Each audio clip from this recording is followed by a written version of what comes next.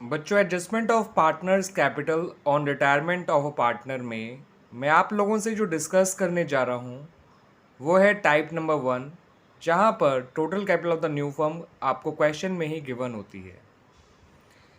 अपनी इस बात को समझाने के लिए मैंने केवल पार्टनर्स कैपिटल अकाउंट ही बनाना है और उससे जुड़े हुए इन्फॉर्मेशन मैंने लिखी हुई हैं, आप देख सकते हैं। आपके ABC 3 पार्टनर हैं जिनका रेशियो 3:2:1 है।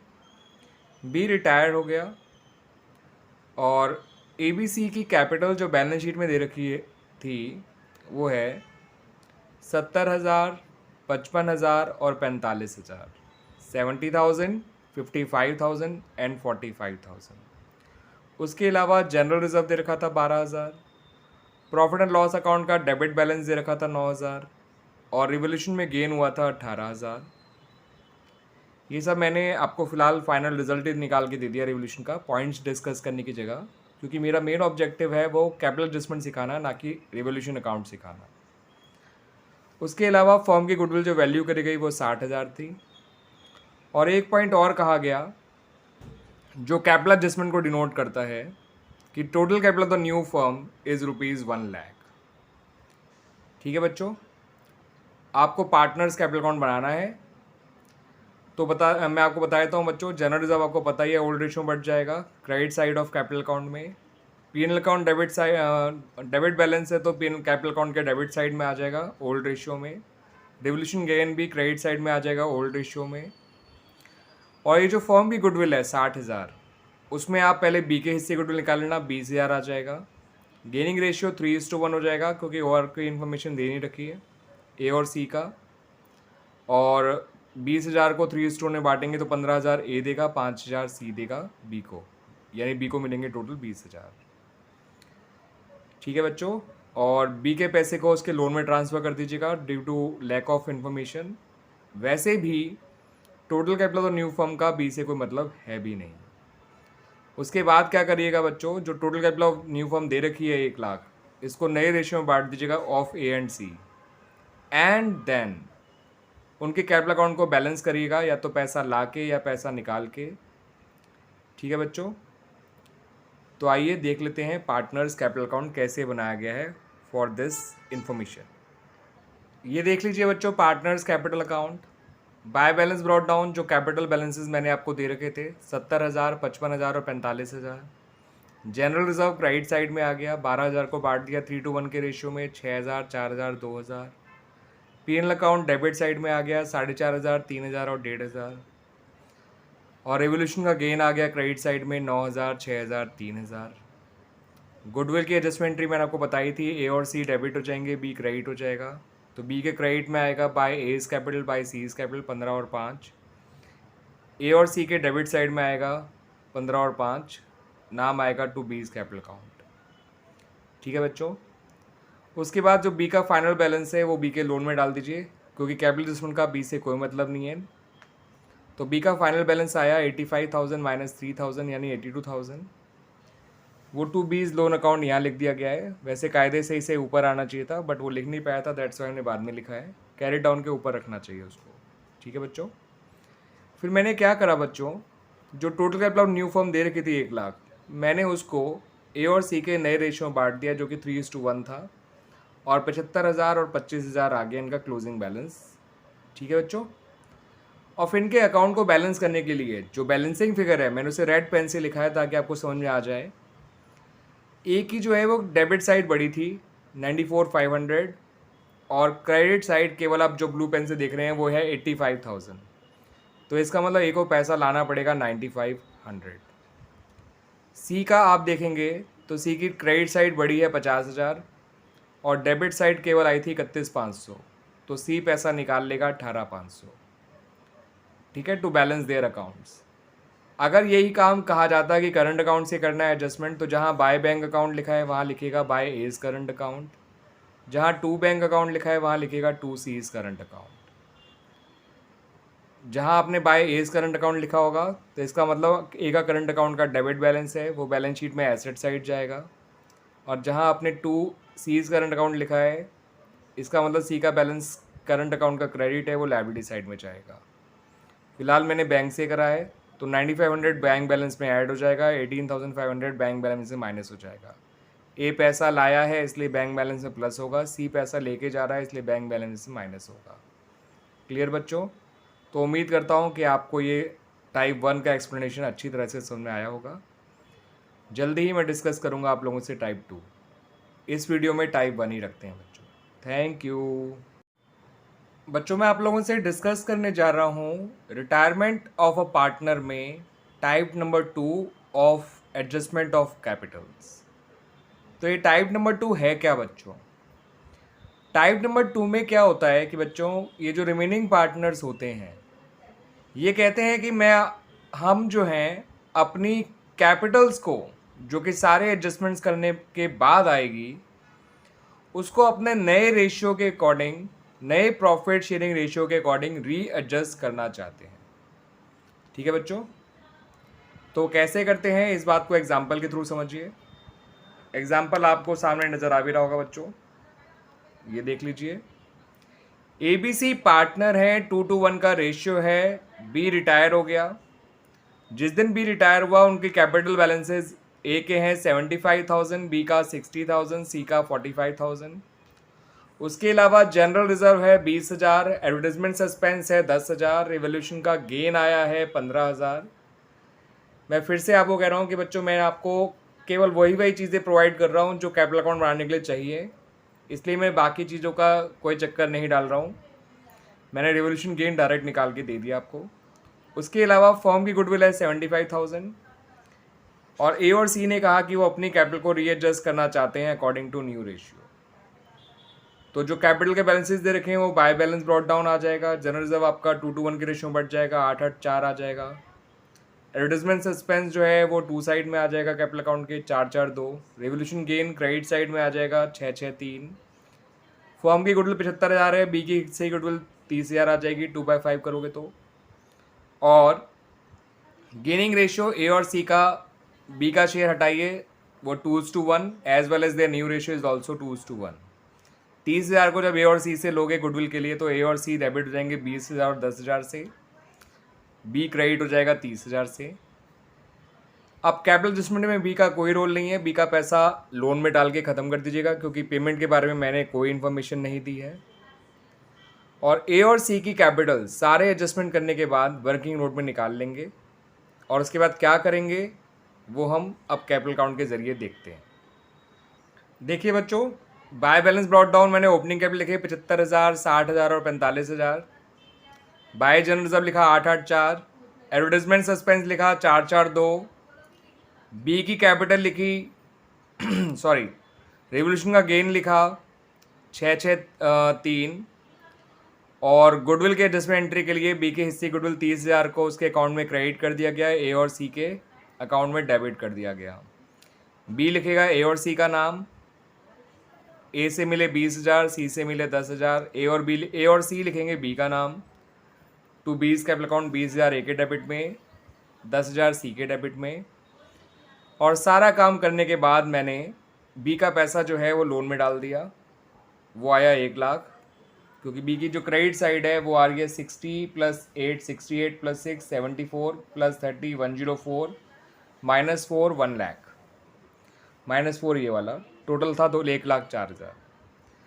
अब A और C का मैंने क्लोजिंग बैलेंस वर्किंग नोट में निकाला है, उसके बाद मैं यहाँ शो करूँगा बच्चों। तो आइए पहले वर्किंग नोट देख लेते हैं। ये देखिए बच्चों, मैंने सारे एडजस्टमेंट्स के बाद A की कैपिटल निकाल ली।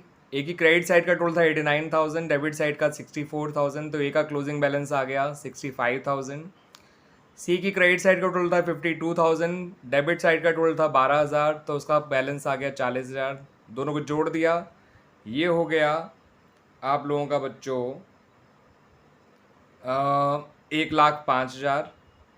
और 1,05,000 को मैंने A और C के नए रेशियो में बांट दिया 2:1 के रेशियो में, तो A का क्लोजिंग बैलेंस आया 70,000, C का क्लोजिंग बैलेंस आया 35,000।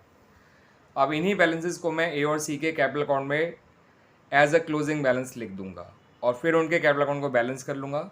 फिलहाल मैं बैंक से करूँगा, लेकिन ये करंट अकाउंट से भी किए जा सकते हैं। ठीक है बच्चों, आइए अब बाकी काम कैपिटल अकाउंट का कंप्लीट कर लेते हैं। तो देखिए बच्चों, मैंने क्लोजिंग बैलेंसेस जो निकाले थे वर्किंग नोट में यहाँ डाल दिए। टू बैलेंस कैरी डाउन करके 70,000 ए में, 35,000 सी में। ए को 5,000 रुपये लाने पड़े अपने अकाउंट को बैलेंस करने के लिए, तो बाय बैंक अकाउंट। और अगर करंट अकाउंट से एडजस्टमेंट करते तो बाय बैंक अकाउंट, जब बाय एज करंट अकाउंट आया था। सी को पैसे ले जाने पड़े अपने अकाउंट को बैलेंस करने के लिए, तो टू बैंक अकाउंट। और अगर करंट अकाउंट से एडजस्ट करते तो टू सीज करंट अकाउंट आता। ये सीज करंट अकाउंट लायबिलिटी में जाता, एज करंट अकाउंट एसेट में जाता अगर करंट अकाउंट लिखा होता तो। फिलहाल बैंक में 5 प्लस 5 माइनस हो जाएंगे, तो बैंक का बैलेंस जो भी था बैलेंस शीट में वो उतना ही रहेगा, उसमें कोई फ़र्क नहीं पड़ेगा। क्लियर हो गया बच्चों? तो ये हमारी टाइप 2 कंप्लीट हो गई। इस वीडियो में टाइप 2 ही रखते हैं, टाइप 3 के लिए अगला वीडियो बनाता हूँ बच्चों में। थैंक यू बच्चों। आइए बच्चों, बात करते हैं रिटायरमेंट ऑफ अ पार्टनर में एडजस्टमेंट ऑफ कैपिटल की थर्ड टाइप और सबसे इम्पॉर्टेंट टाइप। ये टाइप कुछ इस तरह से होती है कि रिटायरिंग पार्टनर को उसका पैसा जो है वो पे कर दिया जाएगा, नॉर्मली पूरा ही पे कर दिया जाएगा। और ये पैसा जो है वो लेकर आएंगे रिमेनिंग पार्टनर्स। फर्म हो सकता है कुछ पैसा दे भी दे और हो सकता है फर्म कुछ पैसा ना दे, सारा इन्हीं को लाना पड़े। और वो इस तरह से पैसा लेकर आएंगे कि total capital of the new firm उनके नए रेशियो में हो जाए। ठीक है बच्चों? तो यहाँ भी मैंने कुछ अपना एग्जाम्पल तैयार किया है इससे जुड़ा हुआ, आइए देख लेते हैं उसको। एबीसी पार्टनर है, 332 का रेशियो है, कैपिटल बैलेंसेज हैं इनके 1,20,000 और 1,80,000। बी रिटायर हुआ है, मैंने लिखा नहीं है लेकिन आपको भी समझ में आ जाएगा कि बी ही रिटायर हुआ है। प्रॉफिट एंड लॉस अकाउंट का क्रेडिट बैलेंस दे रखा है 24,000। पुरानी गुडविल दे रखी है 8,000। रिवैल्यूएशन में गेन हुआ है 32,000 का, और फर्म की जो गुडविल वैल्यू करी गई है वो 80,000 है। और ये कहा गया कि B is to be paid in full by cash brought in by A and C in such a manner that the total capital of the new firm is in the new ratio of A and C. यानी कहने को ये कहा गया कि B को पैसा पूरा पे कर दिया जाएगा और वो पैसा ए और सी लेकर आएंगे, और इस तरह से लेकर आएंगे कि total capital of the new firm जो है उनके नए रेशियो में हो जाएगी ए और सी के। कैश और बैंक बैलेंस फिलहाल 25,000 है, और मैंने यहाँ फिलहाल भी फर्स्ट सिचुएशन ली है जहाँ पे वो 25,000 ही रहना चाहिए, यानी इससे डिस्टर्ब नहीं करना है। इसका मतलब जो भी बी को पे किया जाएगा, बी को जो भी पे किया जाएगा वो पे करेंगे ए और सी सारा लाकर। फर्म नहीं दे रही है कुछ भी। ठीक है बच्चों? तो ओल्ड रेशियो है 332, बी रिटायर हो जाएगा तो कोई इन्फॉर्मेशन नहीं है, तो ए और सी का नया रेशियो आ जाएगा 3:2। Profit loss account old ratio मट जाएगा 24,000, तो ये आ जाएगा 996। ओल्ड गुडविल डेबिट साइड में आ जाएगी 332। रिवोल्यूशन गेन आ जाएगा क्रेडिट साइड में, और वो आएगा आपका 32 को डिवाइड करेंगे 8 से तो 4, तो 12 8 आ जाएगा। और फर्म गुडविल में बी के हिस्से गुडविल निकालोगे 30,000 आएगा, 3/8 इंटू 80,000। और गेनिंग रेशियो ए और सी का 3:2 ही हो जाएगा, बी का शेयर हटाएंगे तो वही उनका नया रेशियो है, ध्यान रखिएगा। तो 30,000 को ए और सी देंगे, 18,000 और 12,000 बी को। ठीक है बच्चों? तो आइए पहले नॉर्मल कैपिटल अकाउंट देख लेते हैं इनका, फिर बात करेंगे कैपिटल एडजस्टमेंट की। तो देखिए बच्चों, कैपिटल अकाउंट में मैंने स्टार्टिंग बैलेंस लिख दिया, बाय बैलेंस ब्रॉट डाउन 1,20, 1,00,000 और 80,000। Profit and loss account credit side में लिख दिया 996। पुरानी गुडविल लिख दी डेबिट साइड में 332। रिवोल्यूशन का गेन लिख दिया 12 और 8। और गुडविल की डिसमेंट्री मैंने बताई थी, बी लिखेगा बाय ए बाय सी 18 और 12, ये लोग लिखेंगे टू बी 18 और 12। तो बी का फाइनल बैलेंस मैंने निकाल लिया और उसे पे भी कर दिया 1,48,000। 1,51 उसकी क्रेडिट साइड आई थी, 3 डेबिट साइड में था, तो 1,48 आ गया। ए और सी के क्लोजिंग बैलेंस ये कैसे आए हैं, आइए इसके लिए वर्किंग नोट देखते हैं। और ये पैसा इन्हें कहाँ से लाना पड़ा, इतना ही क्यों लाना पड़ा, वो भी सब वर्किंग नोट से आपको समझ में आ जाएगा बच्चों। तो आइए देखते हैं इनका वर्किंग नोट। तो बच्चों सारे एडजस्टमेंट के बाद ए की कैपिटल आई 1,20,000, सी की कैपिटल आई 80,000 करके देख लीजिएगा, क्रेडिट साइड में से डेबिट साइड माइनस करके इतना ही आएगा। ए का 1,20, सी का 80, दोनों को जोड़कर आ गया 2,00,000। अब क्योंकि सी को बी को जो उसका पैसा है 1,48 वो यही लोग लाकर देंगे, तो बी की कैपिटल इनकी कैपिटल बन जाएगी। तो 2 लाख में 148 और जोड़ दीजिए, 348 हो गया total capital of the new firm. Clear बच्चों? इस 348 को मैंने ए और सी के नए रेशियो में बांट दिया बच्चों, ये देख सकते हैं आप। और ए का नया हिस्सा आया 2,08,800 एज पर न्यू रेशियो, और सी की नई कैपिटल आई 1,39,200 139,200 एज पर न्यू रेशियो। और यही मैंने इनके कैपिटल अकाउंट में क्रेडिट साइड वो as a closing balance of their capital account लिखा है डेबिट साइड, देख सकते हैं आप लोग। ये देख लीजिए बच्चों, टू बैलेंस कैरिड डाउन 2,08,800 139,200। अब हमने ए की दोनों साइड कंपेयर करी, ए की भी क्रेडिट साइड छोटी है, सी की भी क्रेडिट साइड छोटी है। ए को कैश लाना पड़ा 88,800, सी को कैश लाना पड़ा 59,200, दोनों जोड़कर हो गया 1,48,000। चेक कर लीजिएगा, क्योंकि इतना ही पैसा इन्हें लाना पड़ेगा जितना बी को देना है। तो ये तो हो गई बच्चों सिचुएशन 1, जहाँ पर कैश डिस्टर्ब नहीं हुआ। अब मैं सिचुएशन 2 को इसी क्वेश्चन के जरिए सिखा रहा हूँ, उसके लिए मैं नया क्वेश्चन नहीं बना रहा हूँ।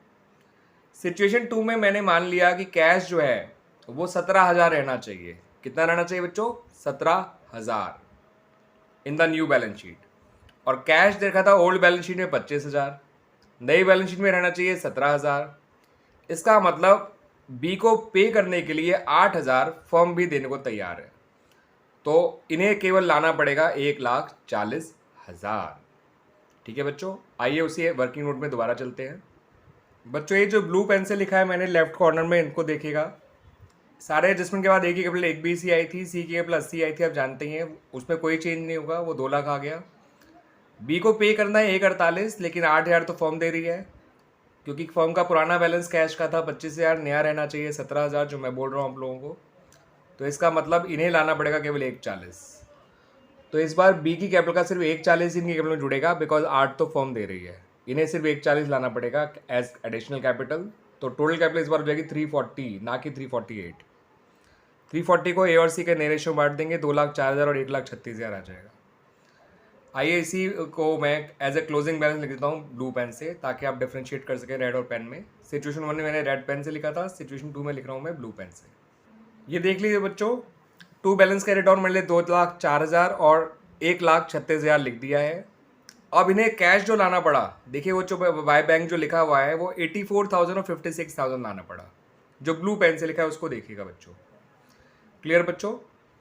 तो 2 बैलेंस कैरिड डाउन 2,04,000 और 1,00,000 व्हाट डू यू कॉल 36,000, और as a result of that उन्हें कैश लाना पड़ा बैलेंस करने के लिए अपने अकाउंट को 84,000 और 56,000। 84 और 56 जोड़ के देखिएगा 1,40 आएगा। बी को पे करना है 1,48, तो 8,000 एक्स्ट्रा फर्म से ले लेंगे, इसलिए फर्म का बैलेंस 25 से 17 रह जाएगा, बिकॉज 8,000 फर्म को भी देना पड़ेगा। ये हो गई सिचुएशन 2। एक सिचुएशन 3 और डिस्कस कर लेते हैं बच्चों, जहाँ फर्म ये कहती है कि भाई हमारा नया बैलेंस जो है वो रहना चाहिए 37,000। कितना रहना चाहिए बच्चों? 37,000। 25 था, 37 रहना चाहिए। तो आइए उस केस में कैपिटल एडजस्टमेंट कैसे होगी वो भी देख लेते हैं, वो भी डिस्कस कर लेते हैं बच्चों। ठीक है बच्चों, आइए देखते हैं। ये देख लीजिए बच्चों, मैंने सिचुएशन 3 के लिए वर्किंग यहाँ करी है। ए और सी की तो क्लोजिंग कैपिटल वही 1,20 और 80 है, 2 लाख हो गई। मगर इस बार इन्हें जो कैश लाना पड़ेगा वो जितना बी को पे करना है उससे भी ज़्यादा लाना पड़ेगा, क्योंकि 1,48 तो बी को पे करने के लिए इन्हें लाना ही लाना है। प्लस फर्म ने भी कहा कि हमारा बैलेंस 25 था, अब 37 होना चाहिए, तो 12,000 इन्हें एक्स्ट्रा लाना पड़ रहा है। 1,48 बी को पे करने के लिए और 12,000 फर्म के बैलेंस को 25 से 37 बनाने के लिए।